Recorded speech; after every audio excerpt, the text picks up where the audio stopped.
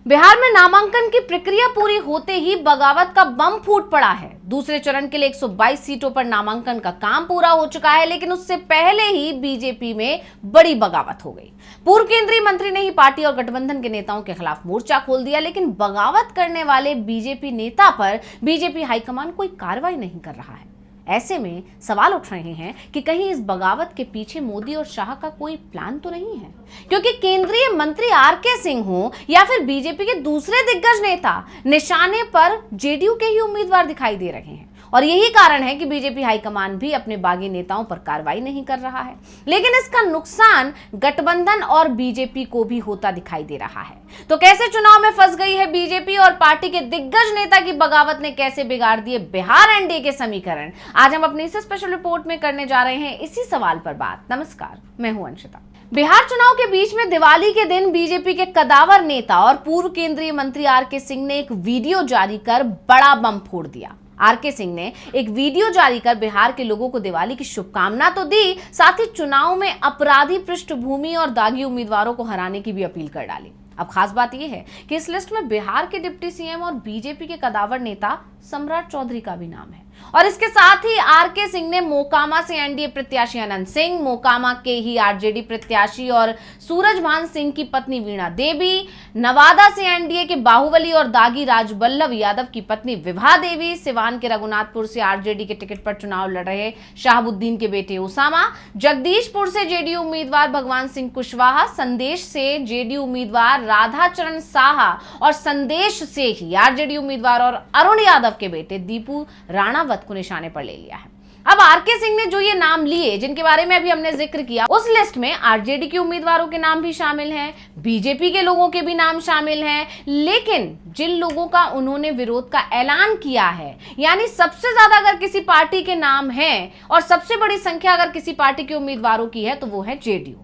ये भी कह सकते हैं कि निशाने पर तो जेडीयू ही दिखाई दे रही है। बीजेपी के कुछ नेता हैं जिनके साथ आरके सिंह के रिश्ते ठीक नहीं हैं, अगर उन्हें हटा दिया जाए तो जेडीयू को ही वो अपने निशाने पर रखे हुए हैं। यानी बीजेपी के जो नेता हैं जिनका नाम इस लिस्ट में है, वो एक तरह से पर्सनल दुश्मनी दिखाई दे रही है, लेकिन जेडीयू पर पूरी तरह से आरके सिंह ने हमला बोला है। अब जिसके बाद ये कहा जा रहा है कि आरके सिंह का ये वीडियो क्या बिहार चुनाव में एनडीए का खेल बिगाड़ेगा। आरके सिंह ने सीधे डिप्टी सीएम पर निशाना साधा। उन्होंने जान लेने के आरोपों और उम्र प्रमाण पत्र में फर्जीवाड़े का जिक्र को लेकर भी बयान दिया। सिंह ने कहा कि इन पर एक पार्टी ने खुलेआम आरोप लगाए, लेकिन जवाब आज तक नहीं आया। ऐसे नेताओं को वोट देकर बिहार को क्या मिलेगा। आपको याद होगा, सम्राट चौधरी पर जनसुराज के संस्थापक है प्रशांत किशोर, उन्होंने बड़ा आरोप लगाया था और तारापुर हत्याकांड, शिल्पी गौतम मर्डर केस और फर्जी डिग्री के सवाल पर उनको घेरा था। आरके सिंह की ये टिप्पणी अब पार्टी लाइन से इतर है, जो सम्राट को वैलेट पर ही घायल कर सकती है। तो पूर्व आईएएस अधिकारी और ऊर्जा मंत्री रह चुके सिंह को बीजेपी ने 2019 में आरा से सांसद बनाया, लेकिन 2024 में हार गए थे। वो मानते हैं कि पार्टी के अपनों ने उन्हें हराया और इसी वजह से वो समय समय पर पार्टी के खिलाफ ही बयानबाजी करते रहे हैं, एनडीए के खिलाफ ही बयानबाजी करते हुए अपनी नाराजगी जाहिर करते रहे हैं। ऐसे में अब चुनाव की तारीखों के बाद जो ये बयान आया है, उसने सियासत को गरमा दिया है। हालांकि सिंह फिलहाल पार्टी में साइडलाइन हो चुके हैं और अब वो राजपूत एकजुटता पर जोर दे रहे हैं। हाल ही में क्षत्रिय कल्याण संगठन के उद्घाटन में उन्होंने नई राजनीति की बात की थी, बल्कि बीजेपी नेतृत्व को चेतावनी दी थी। सिंह ने तब कहा था कि अगर अपराधी टिकट पाते रहेंगे तो मैं चुप नहीं रहूंगा। अब जानकारों की माने तो एक पूर्व केंद्रीय मंत्री का सार्वजनिक रूप से अपने ही गठबंधन के नेताओं और प्रत्याशियों के खिलाफ बोलना पार्टी के अंदर गहरी असंतोष और कलह को दिखाता है। ये दिखाता है कि पार्टी के एक धड़े को अपराधियों को टिकट दिए जाने का फैसला मंजूर नहीं है और ये बयान देकर आरके सिंह ने अपनी राजनीति को अपराधीकरण के विरोध में खड़ा कर दिया है, जो भविष्य में उनके लिए तो फायदेमंद हो सकता है, लेकिन बीजेपी के लिए नुकसानदायक हो सकता है। जो भविष्य में उनके लिए जन समर्थन जुटाने में सहायक हो सकता है, लेकिन एनडीए के लिए मुश्किल खड़ी कर सकता है। कुल मिलाकर बिहार की राजनीति में एक ऐसा बम फटा है जिसकी गूंज विधानसभा चुनाव के मैदान में लंबे समय तक सुनाई देगी। और यह वीडियो महज एक संदेश नहीं है, बल्कि एनडीए के लिए एक राजनीतिक चुनौती माना जा रहा है। एक ऐसी चुनौती जो पार्टी के अंदर की खाइयों को उजागर कर रही है। तो क्या ये बगावत एनडीए का खेल बिगाड़ेगा, ये एक बड़ा सवाल इस समय खड़ा हो गया है, क्योंकि आरके सिंह की जो नाराजगी है वो पहली बार दिखाई नहीं दे रही है। इससे पहले भी आरके सिंह साफ साफ अपनी नाराजगी जाहिर कर चुके हैं। उन्होंने कहा था कि जिन लोगों ने उन्हें चुनाव हरवाया, अगर बीजेपी या फिर जेडीयू किसी ने भी उन लोगों को टिकट दिया तो मैं पूरे आरा में खुलकर एनडीए के उम्मीदवारों के खिलाफ प्रचार करूंगा। उन्होंने कहा था, मैंने बीजेपी के अध्यक्ष जेपी नड्डा और जेडीयू के कार्यकारी अध्यक्ष संजय झा दोनों से साफ कह दिया है, हमारे साथ धोखा करने वालों को टिकट दिया गया तो हम विरोध करेंगे। बीजेपी के नेता राघवेंद्र सिंह और अमरेंद्र सिंह के अलावा जेडीयू के भगवान सिंह कुशवाहा और राधाचरण साहा, ये वो नाम हैं जिन्हें एनडीए से टिकट नहीं मिलना चाहिए, क्योंकि लोकसभा चुनाव में इन्होंने एनडीए के उम्मीदवार का विरोध किया था। ऐसे लोगों को टिकट नहीं मिलना चाहिए। अगर टिकट मिला तो मैं घूम घूम कर उन्हें हराने के लिए प्रचार करूंगा।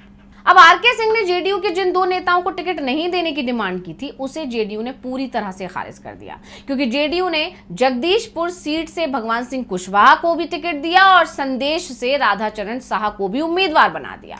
यानी आरके सिंह की डिमांड पूरी तरह से दरकिनार कर दी गई और इसके बाद आरके सिंह भड़क उठे हैं, और जब भड़के हैं तो ये वीडियो जारी कर दिया है और उन्होंने जेडीयू को हराने की तैयारियां शुरू कर दी हैं। अब आरके सिंह के तेवरों से साफ है कि बीजेपी के कुछ उम्मीदवारों से तो उनकी नाराजगी है ही, लेकिन असली निशाना जेडीयू है। उन्होंने कहा था कि भगवान सिंह कुशवाहा पहले आरजेडी से हमारे खिलाफ चुनाव लड़ चुके हैं, उनका बैकग्राउंड भी अच्छा नहीं है, 8 से 9 केस तो उनके ऊपर लोगों की जान लेने के ही चल रहे हैं।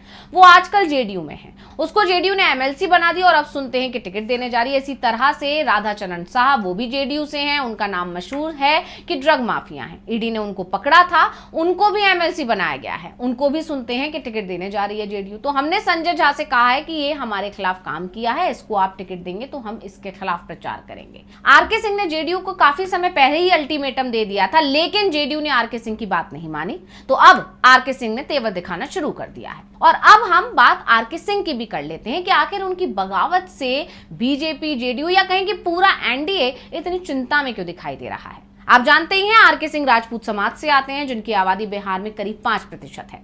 आरके सिंह लंबे समय तक पहले बिहार में नौकरशाह के रूप में काम कर चुके हैं और फिर 11 साल से सियासत में भी हैं। केंद्र में मंत्री भी बने, तो इसके लिए राजपूत समाज पर उनका अच्छा दबदबा माना जाता है। पवन सिंह, जिन्हें पहले आरके सिंह अपनी हार के लिए जिम्मेदार मान रहे थे, अब उनसे अच्छे रिश्ते हो गए हैं, जबकि 2024 में पवन सिंह भी बीजेपी के टिकट पर आरा से ही चुनाव लड़ना चाहते थे। लेकिन जब बीजेपी ने आरके सिंह को उम्मीदवार बनाया तो पवन सिंह काराकाट सीट से चुनाव मैदान में उतर गए।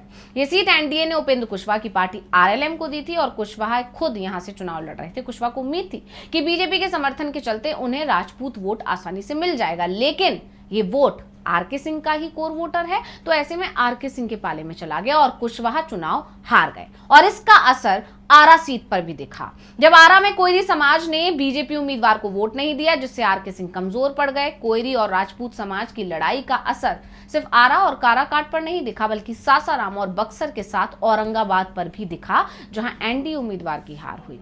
अब इसी से आप समझ सकते हैं कि अगर किसी दल का मजबूत समर्थक रही कोई एक जाति नाराज हो जाती है तो उसका कितना बड़ा असर बिहार की सियासत पर होता है। और आरके सिंह ने जिस तरह से बगावत का बिगुल बजा दिया है, उसके बाद ये माना जा रहा है कि एनडीए के लिए बिहार चुनाव और भी मुश्किल हो गया है। तो स्पेशल रिपोर्ट आपको कैसी लगी, हमें कमेंट करके अपनी राय जरूर दीजिएगा। इसी के साथ मुझे दीजिए इजाजत। देखते रहिए DV लाइव।